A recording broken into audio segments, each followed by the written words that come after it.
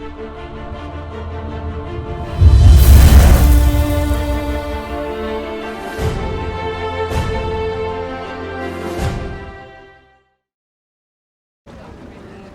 cool.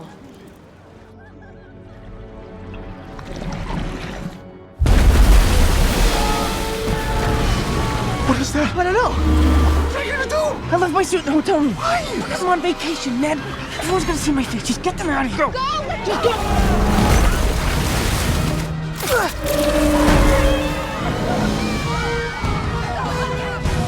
No, you don't.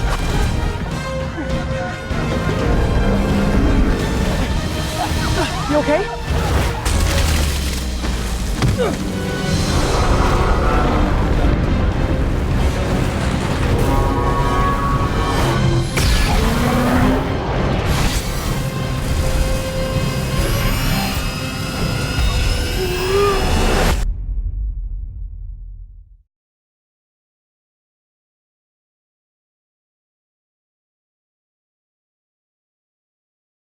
I like when they have a lot of comedy in it because I think at the end of the day it's a mixture. You're going to have these big visual effects. You're going to have these huge stakes, and the fate of so many are in the hands of so few. And humor is a great way to help smooth all of that out and let an audience enjoy themselves. And that goes back to the books. That goes back to what Stan Lee did. And I think part of Marvel, a big part of Marvel, was the comedy. It was the humanity, the naturalism of the humanity of the flawed heroes. You had the villains who might have been misguided, but there was always a kernel of justification in what motivated them, and there was dimension to the villains, and then there was always the real world setting. I grew up, it was set in New York, and this one in Queens. This one it starts off in the neighborhood I grew up in. He goes to the school that's based on the school I went to, the high school, Bronx Science, and it was always, it felt real, and the humor felt real. The humor felt like it wasn't these gods up in the clouds. It was human beings dealing with these situations as anybody would if they found themselves in those circumstances.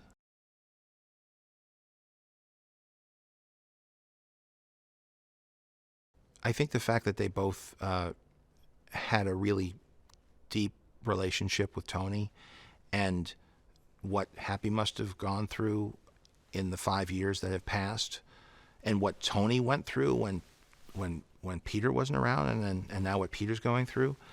I think Happy has been right there in the thick of a very intense time, and I think it matured Happy a lot.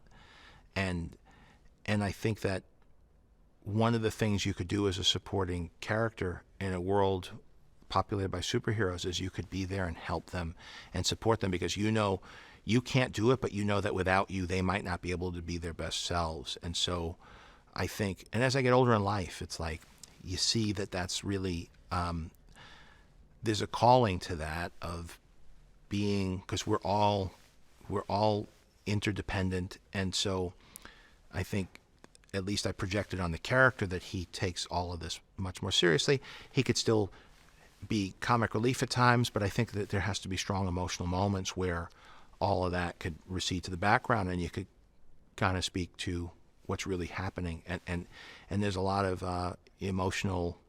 there's been a lot of emotional challenges for these characters.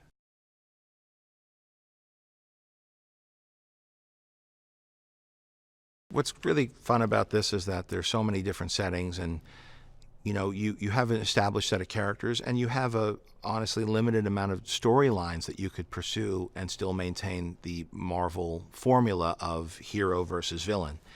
And so by of course, great casting, bringing in great people to play as Tom's foil, but you also have a great backdrop and all these opportunities for wonderful set pieces. When what happens when you're using the web shooter in Venice and the structures aren't office buildings in Manhattan, but they're instead old world structures that might not have the same structural integrity.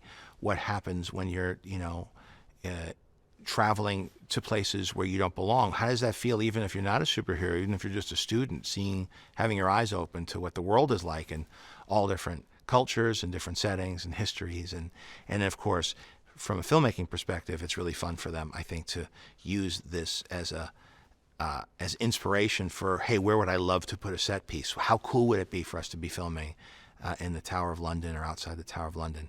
And so it was really fun going to the set, and you'd show up, and there you were, the place that I was last time I was there, waiting in line to see the crown jewels, and now you have hundreds of extras running around.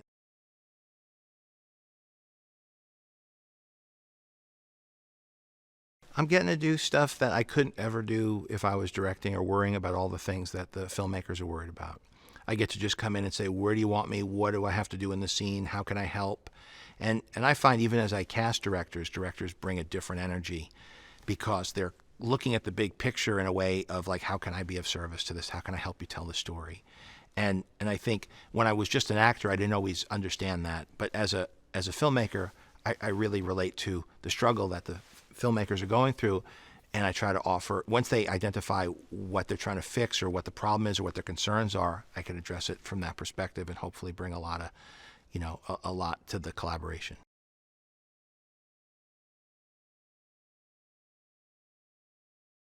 The whole Aunt May storyline more services the teen comedy version of how could we make Peter off balance as a high school student. And so that's something straight out of John Hughes or, that type of movie.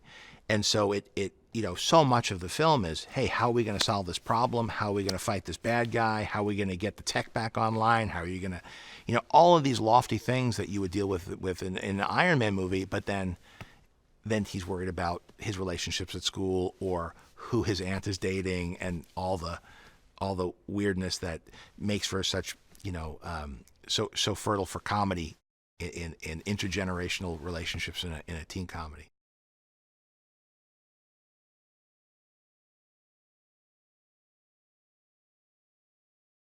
I will definitely say that people will not know what's gonna come. They will be hit by a brick wall and they won't even see it coming. So you know, strap your seatbelts on and get ready because it's a ride and a half. Um, seriously, you're gonna be like on the edge of your seat from like 10 minutes in. Like seriously, it's like so wild and just be. I can't even prepare you for the shock because I'm still shocked about it.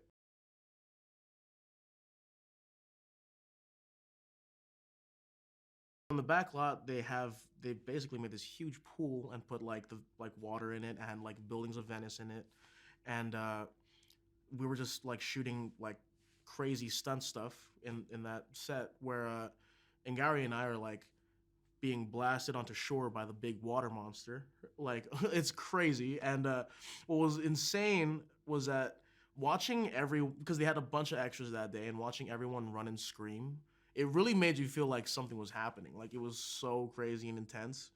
But the set itself was just so beautiful. Like seriously, I felt like I was in Venice. It was crazy. And like everything, I don't ever think about how much detail they put into set design because there's the cobblestone and like specific markings on the walls and stuff. It's all really authentic.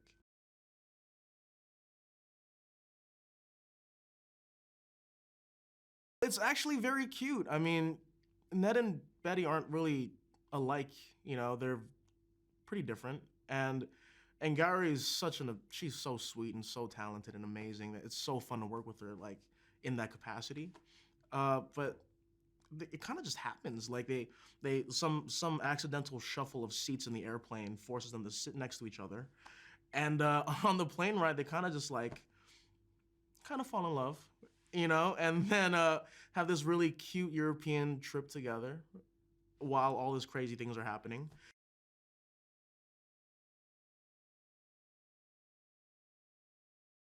Spider-Man isn't just an action movie. It's still a story about the kid and the people around him and the people he's trying to protect. And it's the humanity you find in like the other people in his life as opposed to him just going through everything else.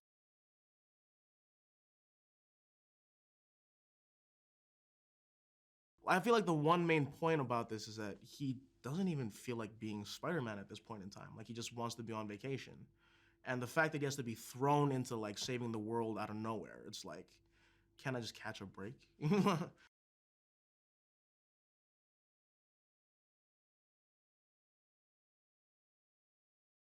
The first time, Tom discovers me in this film was a really great moment. It's kind of like the first day I worked. So it was one of those, everybody on set was waiting, oh my God, Nick Fury's coming to work today. It was like, and then I'm sitting there and then he shows up and he's having that same kind of, and I'm having the same thing with, oh my God, I'm working with Spider-Man today, which always shocks people that I feel that way. It's like, I'm finally gonna get to work with Spider-Man today. So I have those moments. So I like that. My introduction and, how we met in that dark room.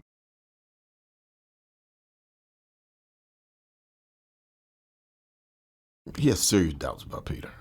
Number one, Peter's still a kid, and he wasn't around when he was in Civil War and doing all that stuff. And he knows, even though, Tony Stark chose him, he still has to be vetted by himself because he always had issues with Stark anyway. So why Stark chose him, he's still trying to figure that particular part of it out. The fact that Stark chose him makes him push Peter harder because he understands that, Stark had some expectation or saw something in him that he's trying to find that he hadn't talked to Stark about. But he knows he's there, and he knows he has this, and he knows Stark gave him a gift, and is he worthy of that particular gift? And he's sort of feeling Peter out, or testing him in various ways.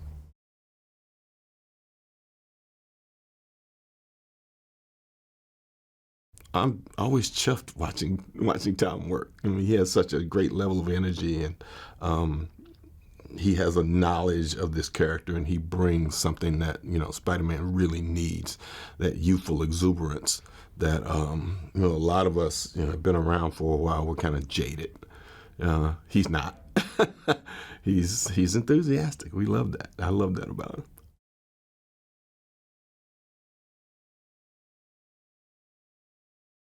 He kind of understands he's not particularly ready for it, but he also needs to figure out or find out that it's not his choice anymore, that he has something that, dictates that he becomes something more, that he has to accept. And he can't hide in the shadows. He can't just be your, typical neighborhood Spider-Man anymore. He belongs to a greater story.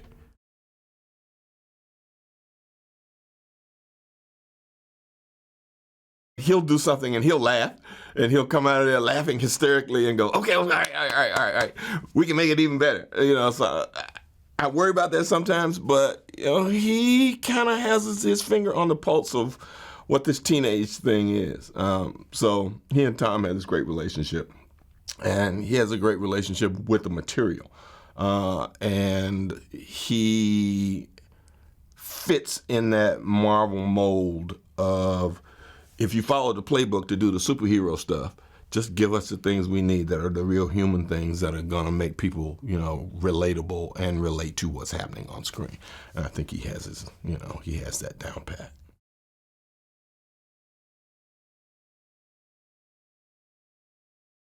He's very studied, and he works on what he wants to do and how he wants to do it. So when he shows up, he has a plan. And that's always good because it gives you something to play off of and keeps you on your toes, too.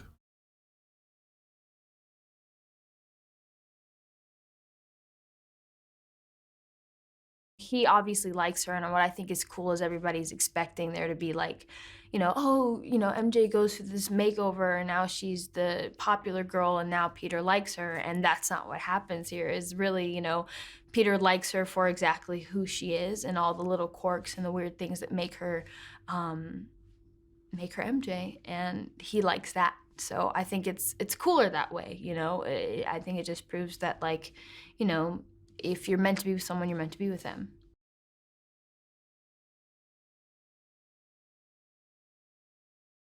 In the first movie, like, I didn't really obviously have too much to work with, but we kind of created a very distinct character with those few little moments, and now we're just able to expand on that and just learn more about her, because we don't really know about her. She's kind of mysterious and just, kind of in the background, so we just kind of get to see more sides of her character and how she responds in situations that make her be a little bit more vulnerable, and how her and Peter, you know, connect.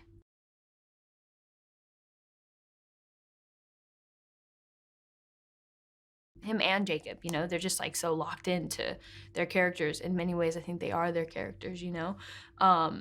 And so it's funny because neither of them really have to look at their lines. Because, I don't know, they're just so funny going back and forth off of each other. They can like look at their lines once and just like go back and forth, and they can stutter and have fun and make up lines and all this kind of stuff because it works for their characters. Me, on the other hand, I can't. I would freak out and have a panic attack if I don't know my lines, like, word perfect. And then also, my character, like, is so, like, sure on everything she says that I can't kind of, like, go off and, you know, do these things. Like, the whole point of it is that she never makes a mistake on anything, really. She just kind of knows what she's gonna say before she says it.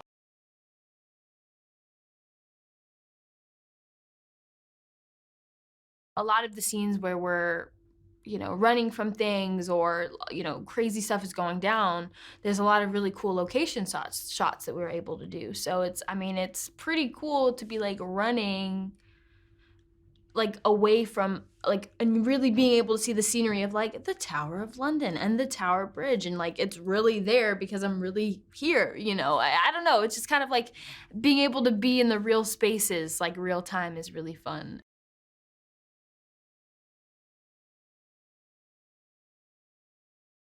Just knowing all the crazy things that are gonna happen. There's like literally like so many massive action scenes, and I know that, I mean, that's what we come to watch, right? If we're watching a Spider-Man movie. And I mean, they're great. And also to see them not in New York. Like, we're so used to seeing these action scenes happen kind of in the same location so many times before. But now we're in Europe seeing these things. So it's kind of like Spider-Man doing his thing in another country is like, I don't know, it's just cool, you know? It's something we've never seen before.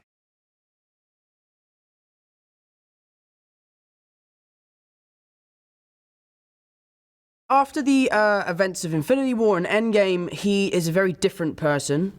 He's been through a lot, something that none of us can really relate to. And Spider-Man, to him, has become a bit of a chore. You know, he decides to sort of hang up the suit and go on holiday and enjoy his time with his friends and just be a young adult and be someone who's enjoying their life and learning who they are and finding out where they belong in the world. But throughout the course of the movie, he realizes he's already found out where he belongs, and that's in the Spider-Man suit, and that's with the responsibility of saving his neighborhood and saving the city, and in some cases, saving the world.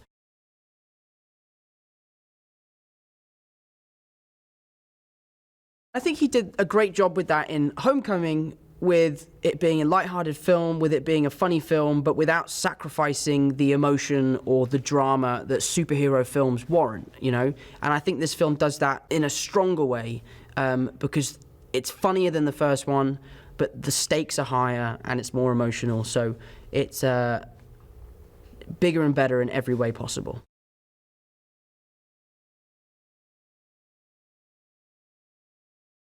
I loved working with Sam. I really, really enjoyed working with Sam. It was a lot of fun. Obviously, in the film, Peter Parker is very intimidated by Sam Jackson.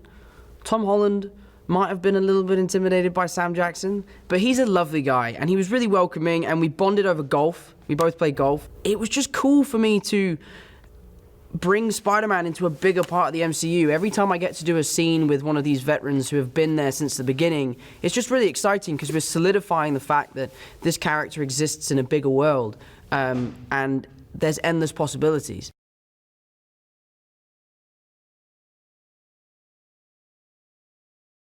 Happy Hogan is one of my favorite characters from the MCU, and when I found out that he'd be coming back for Spider-Man Far From Home, I was just over the moon because I love the energy he brings to the films. And everyone says Robert is the godfather of the MCU, but Favreau is like, he's the mastermind. Him and Kevin, they made the first movie and the second movie, so I loved picking his brains about that. But Happy Hogan in this film sort of has a little bit of a thing with Aunt May, which Peter isn't too sure about, but he's not mad about it either because he really likes Happy.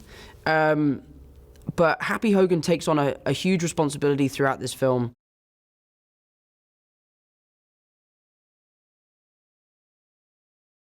Jacob was fantastic in the first one, but he had gone away after making Spider-Man Homecoming and made a few new films, and when he came onto set for Spider-Man Far From Home, he meant business. He was so good, and when we finished the first scene with him, everyone was blown away by how great he was, and he improvised for 2 minutes straight, and all of it was great. Because you often find when people improvise that you're like, oh, come on, mate, this is really rubbish. You're just wasting film now. And Jacob filled a clip of just gold, and I hope all of it makes the film because it was so funny, and I was in stitches behind the camera.